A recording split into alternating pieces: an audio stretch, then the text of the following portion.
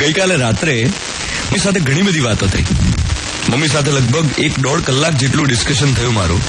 ઘરની વાત, બહારની વાત, દુનિયાભરની વાતો કરી અમે.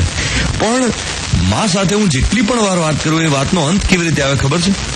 હોય હવે ચાલ્યા કરે. દર વખતે લાંબુ ડિસ્કશન થયું ઘરના કોઈ પ્રોબ્લેમ વિશે કે બહારની કોઈ વાત વિશે, અને પછી એ વાતનો અંત મમ્મી એક જ વાક્યથી કરે, અને એ વાક્ય હોય હવે ચાલ્યા કરે.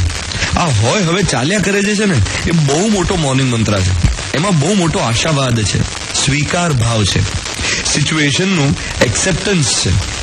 ઘણા માણસો કેવા હોય કે મારી સાથે આવું કેમ થયું, દુનિયામાં આવું કેમ થાય છે, મારી સાથે જ આવું કેમ થાય છે, આપણો શું વાંક, આવી બધી વાત પર અટકી જતા હોય. અને અટકી ગયા પછી એમને અંદર ને અંદર દુઃખ થયા કરતું હોય, અને એને કારણે એ બીજાની પાસે દુઃખ વ્યક્ત કરે.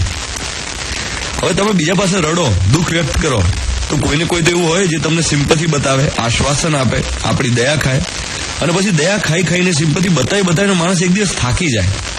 એ કેટલી સિમ્પથી બતાવે માણસ. એના કરતા જો તમે પ્રોબ્લેમ્સ એક્સેપ્ટ કરેલા હોય તો કોઈની પાસે સિમ્પથી સીક કરવાની જરૂર જ ના પડે. તમારે કોઈની પાસે દયા ખાવાની જરૂર પડે જ નહીં. તમને ક્યારે કોઈ પ્રોબ્લેમ્સ થાય જ નહીં. તમે બહુ હાય કરતા હો, એના કરતા હોય એવું કરો તો પ્રોબ્લેમ્સ ના થાય. ચિંતાઓ ક્યારે છું મંતર થઈ જાય, આપણને ખબર પણ ના પડે. અને એટલા માટે જ આ એટીટ્યુડ રાખવો બેસ્ટ છે કે હોય હવે ચાલ્યા કરે. આનાથી શું છે, લાંબા ગાળે હેલ્થ પણ સારી રહે, બ્લડ પ્રેશર કે ડાયાબિટીસ જેવા રાજરોગ થાય જ નહીં, અને ચિંતાનો કોઈ જાતનો ભાર જ નહીં જીવનમાં. તમે સદાય હસતા જ રહો, કારણ કે તમે એક્સેપ્ટ કરી લીધી સિચ્યુએશન. હોય હવે ચાલ્યા કરે.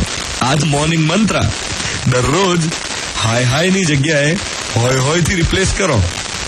દરરોજ હાયને હોયથી રિપ્લેસ કરો. આ પ્રેક્ટિસ કરો અને ખુશીઓથી ભરેલી હેલ્ધી લાઈફ જીવો. મિર્ચી 98.3 પર હું છું ધ્વનિત.